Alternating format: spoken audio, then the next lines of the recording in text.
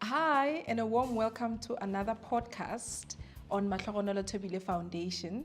Today we've got yet another Preemie mom as our guest. Please help me welcome Mami Ncumisa. Hi and welcome. Hi, Michelle, how are you? I'm good, thanks. And how have you been? I'm very good, thank you. Yes.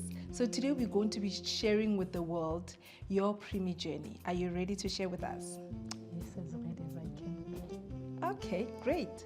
So tell me, you were pregnant then, and the country was hit by COVID, and before it even came to South Africa, we saw what COVID was doing in another country.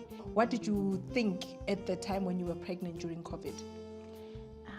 I never thought it will affect me. I thought maybe it's going to be a short thing. I never thought it will take so many years. So I thought by the time I'll be giving birth, it will be done, then we'll be back to normal. Okay, all right. And at South Africa, sometime mid-March, if I recall properly, we went into a sudden hard lockdown where everything came to a standstill, and you were heavily pregnant at the time. Yes, I was heavily pregnant. I was not heavy. I think I was 6 months or 5 months pregnant. Okay, let's get into the real meat of this segment. So, while pregnant, did the doctor mention that there's a possibility of you giving birth prematurely, or it just took you by surprise? Yes, he told me that I was going to give birth prematurely because my womb was not fit to carry To full term? Full term, yes. And I had a problem with high blood. My feet and my face, my hands were always swollen. Oh. So I was admitted a lot. I was in and out of hospital because of high blood. Oh, okay. So this is your second born. Your first born was a full term, Yes. and your second born was a preemie. Yes. You said, what is the age difference? 14 years. The first one is 18 and the last one is 4. Oh, wow. 14 years difference. Differences. Phew. And you decided to stay for that long? Yes. I thought I was going to have only one child. Why did you think that you're going to have only one? Yes. And then I fell pregnant. I think it was, my first pregnancy was in 2017. I miscarried. And then I tried twice in 2018. I miscarried twice. 2019, early, I miscarried the 4th time. So there was just a lot of risk in my pregnancy. And the doctor even said, we must just do, because you are high risk. Yes. Yes.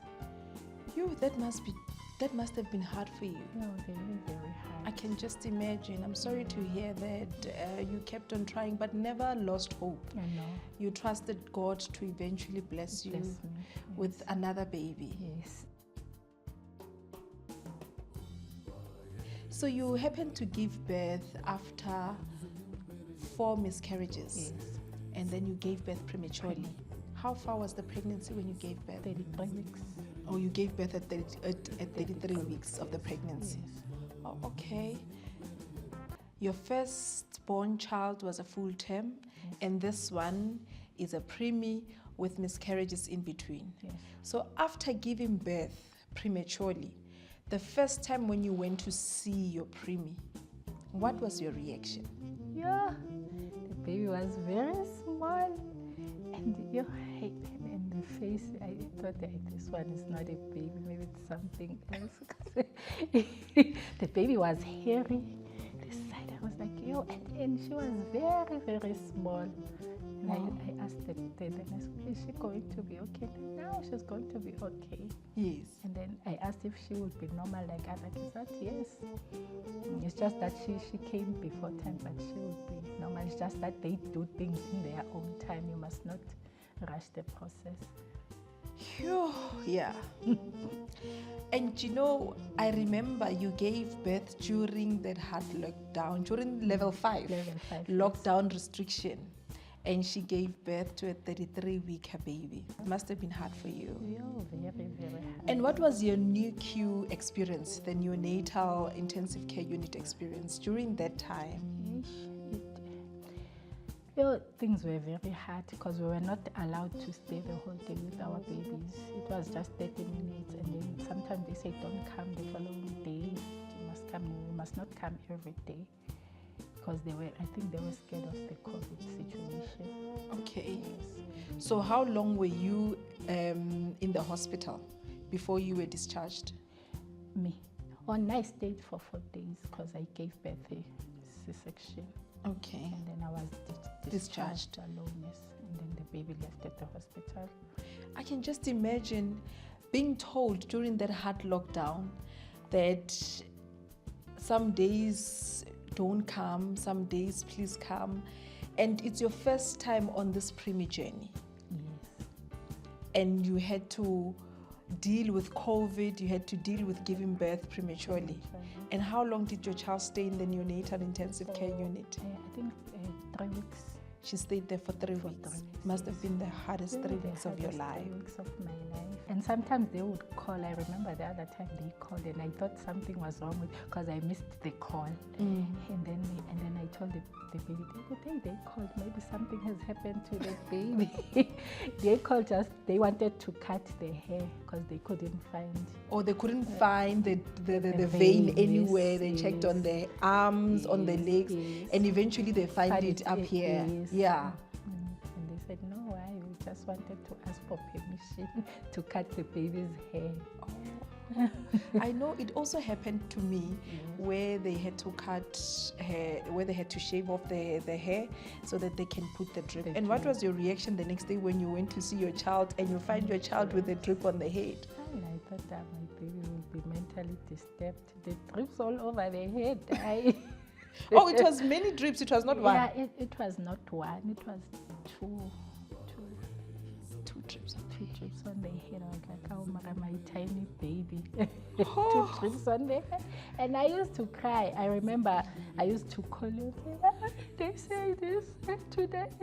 I'm so scared. And you used to come at me, no, it's fine. Yes, I fully understand what you were going through. Being traumatized by giving birth prematurely, and during pregnancy we never read any books or anything about this journey, and here we find ourselves on this journey. So I felt the need to pay it forward, and that's why we started the organization, so that we can comfort a lot of mothers that are experiencing this. So, and I'm glad that you were able to call, and we were there, held your hand through COVID and post-COVID, And how was the baby's stay at home? The first night, I know the first night some of us are scared. We're like, can we do this without the doctors, without the nurses? How was it? The first day, night I didn't sleep, but my baby slept. I was scared because it was just a tiny baby. Yeah. A lot of us are anxious the first night because we were used to the doctors and nurses in the neonatal taking care of our baby. And I know that with all hospital, towards discharge, they give us the baby's routine so that we can continue with the routine while we adjusting the baby to the new environment. And like you said, your baby slept throughout the night. She was a sweet baby. I think she could sense that mommy's scared. I think she could sense that mommy's scared, and let me just give her peace of mind and be calm. So here you are on this journey, and we've recently celebrated our baby's 4th birthday. Oh, wow. And when you said it's her birthday, I'm like, no. Just yesterday, this person was so small, and already we are 4 years. Yes, she's 4. And how has it been? It's been a happy moment the most. Yeah, we had a bit of challenges. What are those challenges? When she was admitted at 9 months, she had bronchitis. Okay. So, yeah, we've been struggling with bronchitis, I think, till last year, 2023. But I think this year she's doing much better. Oh, that's great. Yes, and now I was just worried about her speech because she's taking time to speak. She's giving us a lot of problems. No, but did you raise this with the doctor? Yes, I did. And then she said, no, she's fine. As long as she can call other words, she'll be fine. Yes. Yes. Oh. She's a happy child. Oh wow, it's beautiful to hear that. And there's one thing about our kids on this journey, they develop at their own pace. As much as we read a whole lot of pregnancy books, and it will give you a certain time for the baby to reach a certain milestone, but I'm happy that when you notice that there could be something wrong with the baby, you then ask the doctor. And as long as the doctors and the nurses are happy with our baby's development, then that means we are on the right path. So tell us, how did you hear about this organization? Or through my friend, my colleague, Refill. Okay. Because she also had a premature baby. Okay. When I gave birth, I said, oh, there's this organization and there's this nice lady, she will help you, like she helped me. Yes. So, yes. Oh, I'm glad that somebody referred you to the organization. And she's been part of us since COVID. When she gave birth. And she's been part of the tribe, contributing towards the growth of the organization till this date. And last week, late June, when she said, family, my daughter is 4 years, I was so surprised. You know, our kids, they grow up so fast. They thrive. Indeed, they thrive. I looked at her picture when she shared it with the tribe, and I was so impressed that she's a healthy and happy baby. Oh, it was so beautiful to celebrate with your family on the 4th birthday. We really appreciate that. And before we conclude our conversation, what message would you give to the new families or any Preemie families that are going to visit our podcast? What message do you have for them? I just want to say that even if you give birth to a premature baby, she is normal like the rest of the children. It's just that she comes very, very early, unexpected. So I just want to say, just treat him or her like other kids. She will surprise you. These people are very, very smart. Very. And it's been quite a journey of happy moments. Oh, wow. I'd like to find out, what was your family's reaction when you called them to let them know that you gave birth to a preemie? Everybody was so surprised because I didn't have labor pains when I went to give birth. I just had this thing moving here, and then I went to the doctor and said, hey, I feel so uncomfortable. There's something moving here, but I don't feel any pain. It's just that discomfort. Yes. And then I went there and they say, yeah, when your blood pressure is sky high and the baby has breached, so you must give birth. And I didn't bring bags. I was like, no, it's not yet time. Yeah. And then I gave birth at night, and then I called my mom. How come? I'm like, the little one is here. Hey, your baby, what papa, man? Uninvited. Exactly. Yes. Oh, wow. But everybody has been supportive, even though they were scared at the beginning, because the baby was very small. My mom used to say, I want Mtana calling on a cell phone. But everybody has been very supportive. Yes. Especially my mom. Yes. And my daughter adores my mom more than I get a bit jealous because I say, yeah, I'm for no gogo. Oh, Mtana gogo. Yeah, Mtana gogo. Oh, wow. It's because granny spoiled these little kids, and they just feel, you know what, this is my warrior baby, this is my miracle baby, and I should handle with care, you know. I love that she has created, she's got that relationship with her gogo. Yes. And at home, how was the family's reaction the first time you came home with the baby? No problem. I was the only one holding the baby. Everybody was scared. This one is very small. All right. Yes. But everybody is supportive. Yes. Yes. I think they were excited because she's the first preemie child in our family. Oh. And then my brother had twins after that, so at least everybody had a little knowledge on how to handle preemies. Oh, that's wonderful. Yeah. And for how long did you breastfeed your child? I didn't breastfeed. I gave her formula. Oh, okay. Yes. All right. No, that's great. Yeah.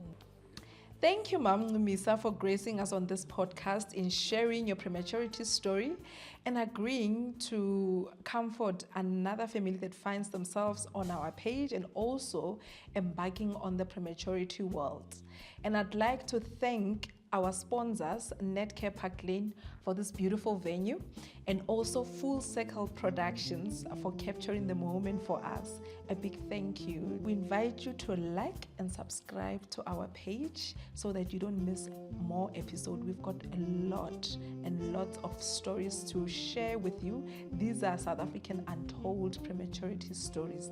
Stay tuned and see you on the next podcast. Bye-bye for now.